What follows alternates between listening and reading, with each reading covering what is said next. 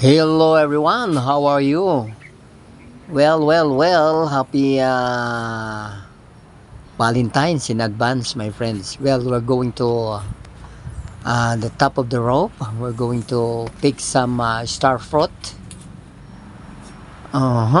Maraming bunga po siya ngayon. Oh. There's a lot of fruits of my balembing, or we call that in English star fruit. So there's you are. There's also balembi, oh.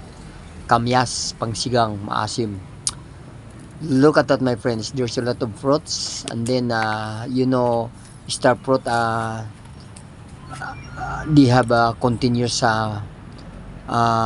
fruits. They're giving me a lot of fruits almost yearly. There's no season for that because after they give fruits, then it will start again to bloom. Mamumulaklak siya pagkatapos na magbunga. Sunod-sunod, tuloy-tuloy po, parang kamyas po siya. At alam niyo po, ang balimbing, marami po siyang vitamina. Lalo na ang vitamin C. There's a lot of vitamins, nagpapalakas ng ating immune system, mga kaibigan. At alam niyo po ba na ang balimbing ay pwede ring gulayin. Yung the green one, the young one, i-slice mo lang na maliliit, then i-squeeze mo, pipigaan mo, and then lalagyan mo ng gata, tapos lagyan ng sahog na baboy or dried fish. Napakasarap po niya na ulam, mga kaibigan. Ginataang balimbing na maanghang ay napakasarap. I-try nyo po, mga kaibigan, kasi yung iba alam nila fruits lang siya, kakainin mo lang ng raw, isasawsaw sa iodized salt, pero matamis po siya, hindi siya maasim, pero masarap pa rin, may kunting asin. Tapos pag kulay yellow na po siya, hinog na hinog po siya, matamis. Yung green one naman, crunchy, masarap sausaw sa asin. At yung young green one, pwede mo siyang slice na maliliit, tapos i-squeeze mo, pipigaan tulad ng sinabi ko. Iluluto natin sa gata na may mga sahog, depende sa gusto yung sahog, pwedeng shrimp, pork, o kaya dried fish.